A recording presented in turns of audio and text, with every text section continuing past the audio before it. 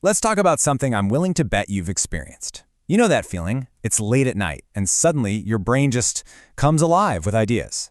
We're going to dive into why our minds seem to get so much more creative late at night. So, has this ever happened to you? You're just lying there, trying to fall asleep, and then bam, out of nowhere, it hits you. The perfect solution to that problem you've been wrestling with, or this amazing new idea. Or maybe that one line for a story you've been stuck on for weeks. It just shows up. Well, if that sounds familiar, let me tell you, you are not imagining it. And it's definitely not a coincidence. There are some very real, very fascinating psychological and biological reasons this happens. And yeah, we're going to break it all down. All right, so first up, let's just talk about this whole thing. Let's call it the 2 a.m. idea. To really get it, though, we first have to understand what our brain is up to during the day. Just think about your average day, right? I mean, from the second you wake up, your mind is getting pulled in a million directions. You've got notifications pinging, schedules to keep, deadlines looming, not to mention all the social stuff. Your brain is just constantly on defense, reacting to everything coming at it. So, to deal with all that chaos, your brain has to switch into a kind of survival mode. Think of it like a daytime autopilot. And when it's on autopilot, your brain's priorities totally shift. It's all about logic, efficiency, just getting stuff done.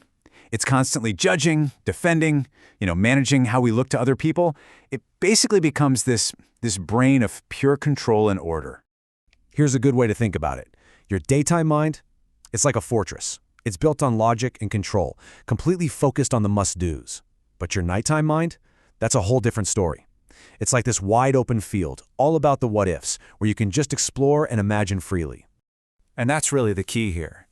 That structured, defensive brain that we absolutely need to survive the day, it is the worst possible place for a new idea to grow.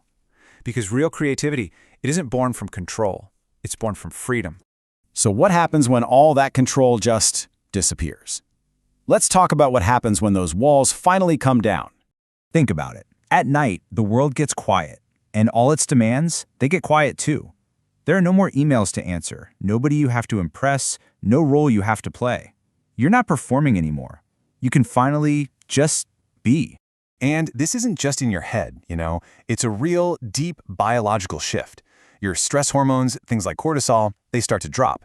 Your actual brain waves slow down into these things called alpha and theta states, which, by the way, are the same ones that are active when you're in deep meditation or just about to fall asleep. It creates this amazing sort of waking dream state where your brain is totally free to start making all these new, wild, unexpected connections. And that right there, that's the absolute core of what creative thinking is. It's just cross-association. It's connecting ideas and memories and images that, on the surface, have nothing to do with each other. And it turns out, that relaxed, free-flowing brain you have at night, it is perfectly designed to do exactly that. But wait, it's not just about the logical part of your brain clocking out for the night. There's a whole emotional side to this that's just as powerful.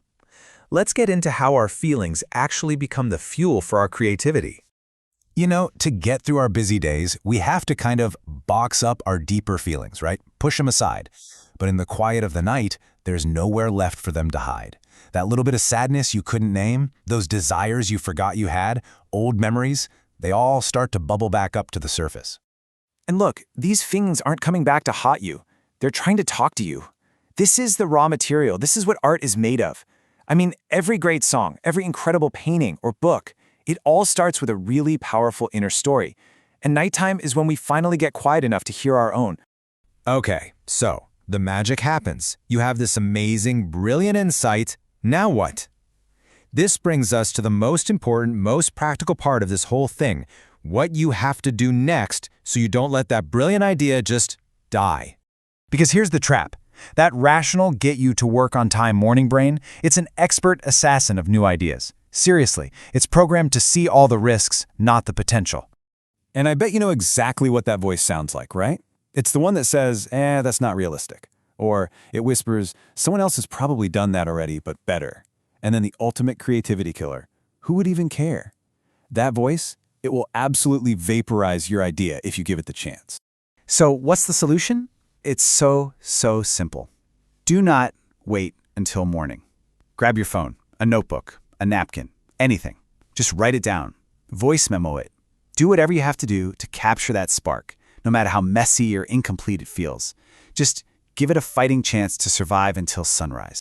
And listen, the big takeaway here is not that you have to become a night owl or stay up super late. The goal is to find your own night, that sacred, quiet space, whenever and wherever it is for you. Maybe it's a walk at 5 a.m. Maybe it's just a quiet room in the middle of the day, or a long drive by yourself. It's about finding that one moment of silence where the rest of the world just can't get it. So I'll leave you with this final thought. During the day, we live for the world. We're performing. But at night, the world finally returns us to ourselves. So the next time you feel your mind start to wander in the quiet and the dark, don't fight it. Lean in.